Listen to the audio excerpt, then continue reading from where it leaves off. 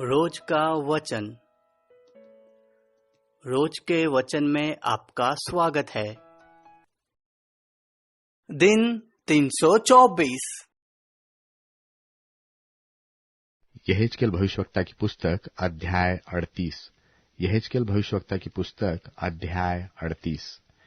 फिर यहोवा का यह वचन मेरे पास पहुंचा, हे मनुष्य के संतान, अपना मुंह मागोग देश के गोग की ओर करके, जो रोश, मेशेक और तुबला का प्रधान है, उसके विरुद्ध भविष्यवाणी कर और यह कह, हे गोग, हे रोश, मेशेक और तुबल के प्रधान, परमेश्वर यहोवा यो कहता है, देख, मैं तेरे विरुद्ध हूं।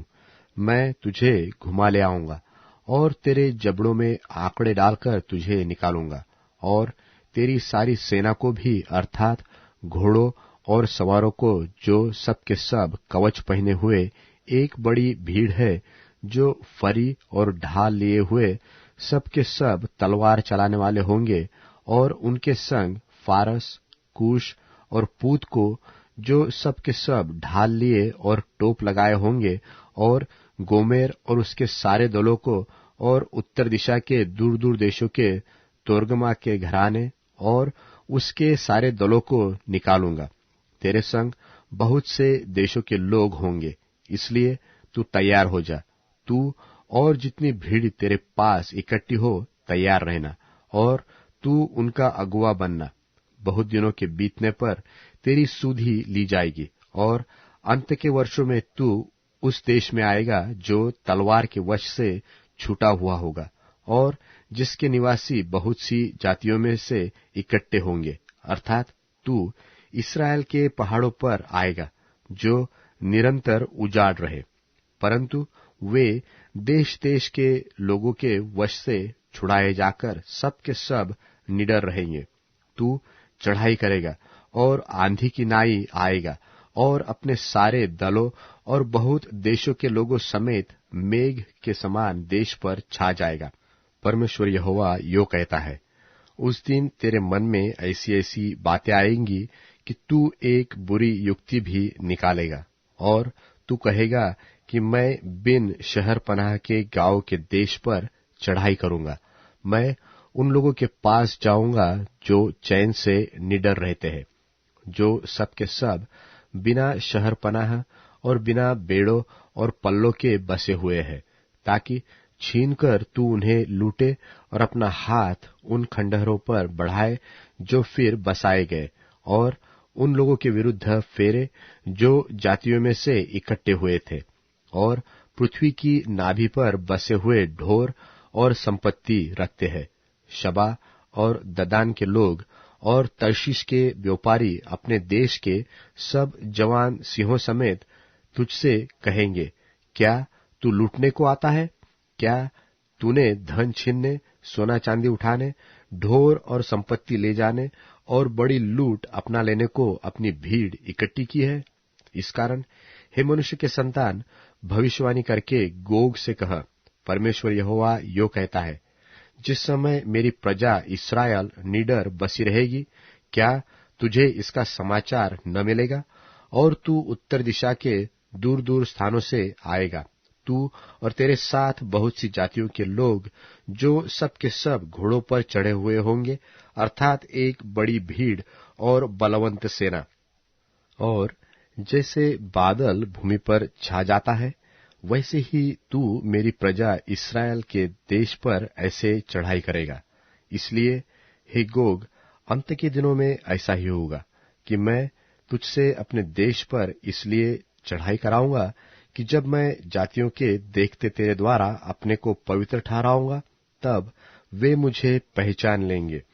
परमेश्वर यहोवा यो कहता है, क्या तू वही नहीं जिसकी चर्चा मैंने प्राचीन काल में अपने दासों के, अर्थात इस्राएल के उन भविष्यवक्ताओं द्वारा की थी, जो उन दिनों में वर्षों तक यह भविष्यवाणी करते गए कि यहोवा गोग से इस्राएलियों पर चढ़ाई कराएगा, और जिस दिन इस्राएल के देश पर गोग चढ़ाई करेगा, उसी दिन मेरी जलजलाहट मेरे मुख से प्रकट होगी। परमेश्वर यहोवा की यही वाणी है, और मैंने जलजलाहट और क्रोध की आग में कहा कि निस्संदेह उस दिन इस्राएल के देश में बड़ा भूईडोल होगा, और मेरे दर्शन से समुद्र की मछलियां और आकाश के पक्षी, मैदान के पशु और भूमि पर जितने जीव जंतु रेंगते हैं और भूमि के ऊपर जितने मनुष्य रहते हैं, सब कांप उठेंगे और पहाड़ गिराए जाएंगे और चढ़ाइयां नाश होंगी और सब भीते गिरकर मिट्टी में मिल जाएगी। परमेश्वर यहोवा की यह वाणी है कि मैं उसके विरुद्ध तलवार चलाने के लिए अपने सब पहाड़ों को पुकारूंगा, और हर एक की तलवार उसके भाई के विरुद्ध उठेगी, और मैं मरी और खून के द्वारा उनसे मुकदमा लड़ूंगा, और उस पर और उसके दलों पर और उन बहुत सी जातियों पर जो उसके पास होंगी मैं बड़ी झड़ी लगाऊंगा, और ओले और आग और गंधक बरसाऊंगा। इस प्रकार मैं अपने को महान और पवित्र ठहराऊंगा और बहुत सी जातियों के सामने अपने को प्रकट करूंगा। तब वे जान लेंगे कि मैं यहोवा हूं।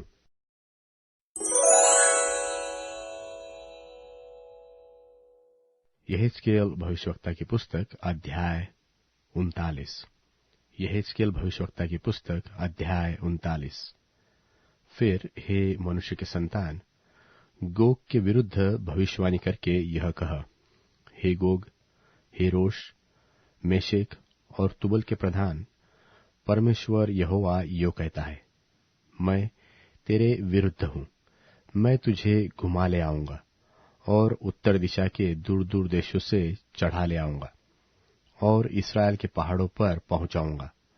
वहां मैं तेरा धनुष तेरे बाएं हाथ से गिराऊंगा और तेरे तीरों को तेरे दाहिने हाथ से गिरा दूंगा।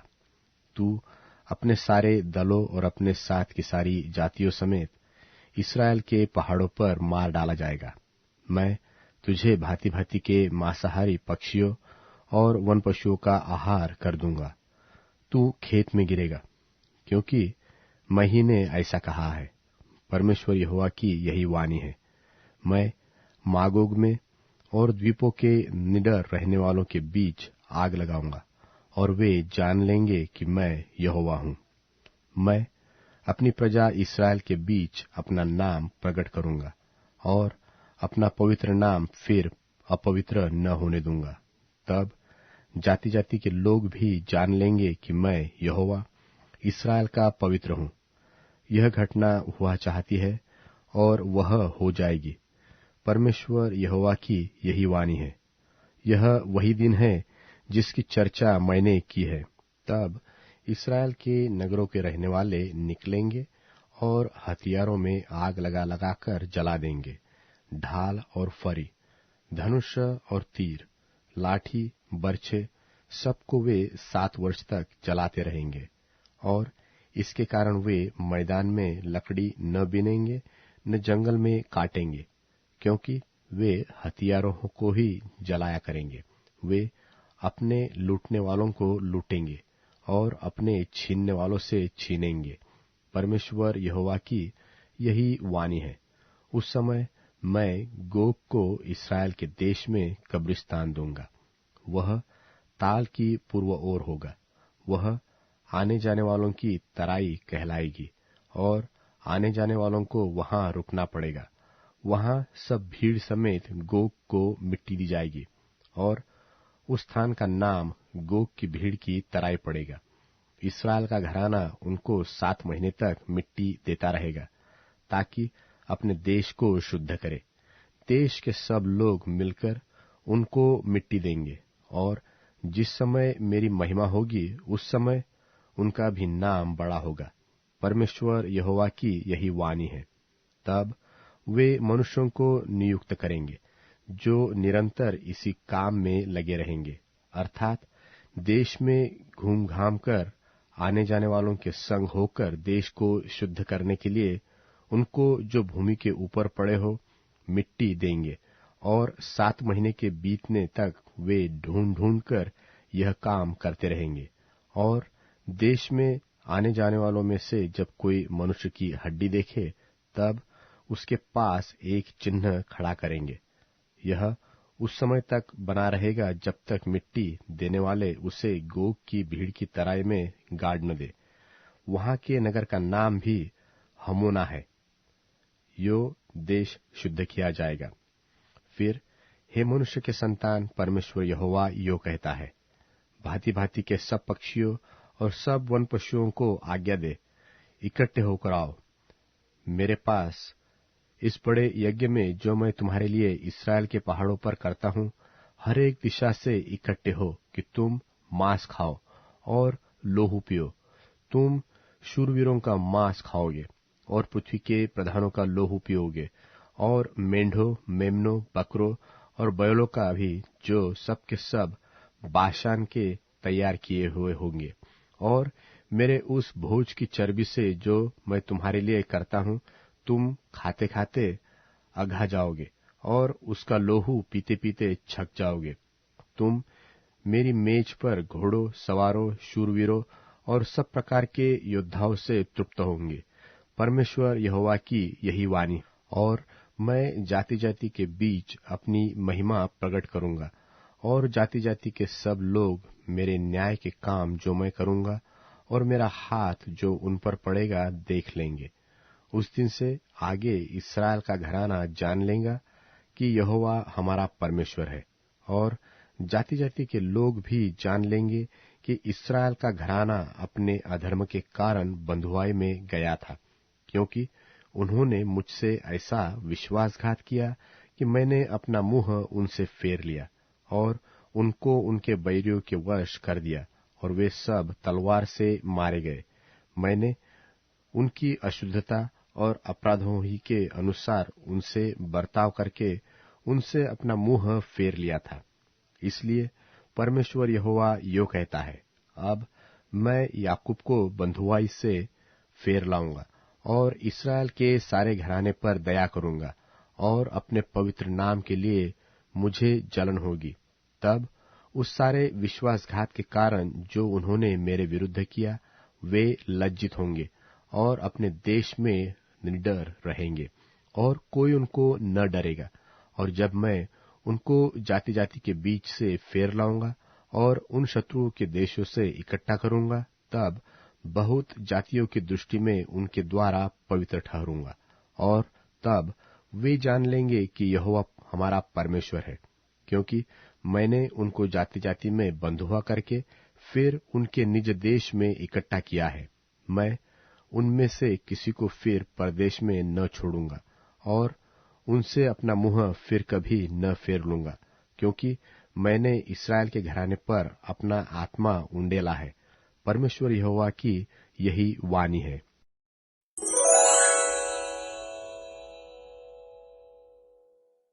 याकूब अध्याय 4। तुम्हारे बीच लड़ाइयों और झगड़ों का कारण क्या है? क्या तुम्हारे भीतर बुरी इच्छाओं के संघर्ष के कारण से नहीं? तुम लालसा करते हो और तुम्हें मिलता नहीं। तुम हत्या और लालच करते हो, और जो चाहते हो वे हासिल नहीं कर पाते, क्योंकि तुम्हें मिलता नहीं। इसलिए दूसरों से छीना झपटी करते हो। तुम्हारे पास है नहीं, क्योंकि तुम परमेश्वर से मांगते नहीं हो। मांगने पर पाते इसलिए नहीं हो क्योंकि गलत इरादे से मांगते हो, ताकि सिर्फ अपनी इच्छाओं को पूरा करो। हे वे विचारी लोगों, क्या तुम्हें ये नहीं मालूम कि इस दुनिया की दोस्ती तुम्हें परमेश्वर का दुश्मन बनाती है?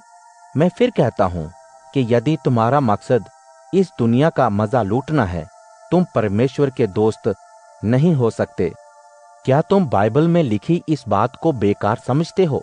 परमेश्वर जिसने हमारे भीतर पवित्र आत्मा को रखा है, इस बात के लिए लालायित रहता है कि हम विश्वास योग्य बने रहें। बुरी इच्छाओं का डटकर मुकाबला करने के लिए वह ज्यादा से ज्यादा अनुग्रह देते हैं। जैसा कि बाइबल कहती है, परमेश्वर घमंडी इंसान का मुकाबला करते हैं, लेकिन नम्र पर कृपा करते हैं। इसलिए परमेश्वर के प्रति अधीन बन जाओ, शैतान का मुकाबला करो और वह तुम्हारे पास से भाग खड़ा होगा। परमेश्वर की नजदीकी हासिल करो, तुम्हें भी उनकी नजदीकी का अनुभव हो जाएगा। गुनहगारों, अपने हाथों को शुद्ध करो। दो मन वालों, अपने मन को पवित्र करो। दुखी हो, विलाप करो और रो। तुम्हारी हंसी रोने में बदल जाए और खुशी निराशा में। परमेश्वर की निगाह में अपने आप को नम्र करो तो वह तुम्हें आदर देंगे। एक दूसरे की बुराई मत करो। जो अपने भाई बहन के खिलाफ बोलता है और दोष लगाता है वह परमेश्वरीय नियम की बदनामी करता है। यदि तुम परमेश्वरीय नियम पर दोष लगाते हो तो नियम पर चलने वाले नहीं, लेकिन उसको दोषी ठहराने वाले होगे। नियम देने वाले एक ही हैं, जिन्हें बचाने और बर्बाद करने का अधिकार है। तुम किसी को अपराधी ठहराने वाले कौन हो? तुम जो कहते हो कि इन्हीं दिनों में और आने वाले दिनों में हम किसी दूसरे शहर जाकर 1 साल व्यापार करके कुछ कमाएंगे। सच्चाई तो ये है कि तुम्हें नहीं मालूम कि कल क्या होगा। तुम्हारा जीवन है ही क्या? यह भाप की तरह है, कुछ पल दिखती है फिर गायब हो जाती है। इसके बजाय तुम्हें यह कहना चाहिए कि अगर यीशु चाहे तो हम जिंदा रहेंगे और ये या वह काम करेंगे। लेकिन तुम तो अपनी योजनाओं के सिलसिले में घमंड करते हो। हर तरह का घमंड बुरा है। इसलिए जो भलाई करना जानता है लेकिन करता नहीं, यह गुनाह है।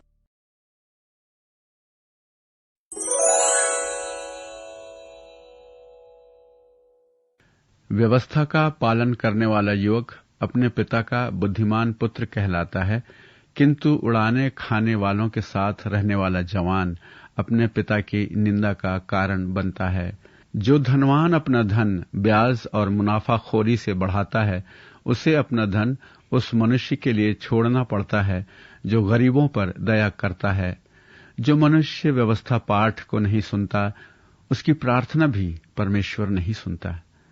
जो आदमी निष्कपट मनुष्य को कुमार्ग पर ले जाता है, वह स्वयं पतन के गड्ढे में गिरता है, किंतु निर्दोष व्यक्ति को सुंदर पुरस्कार प्राप्त होता है।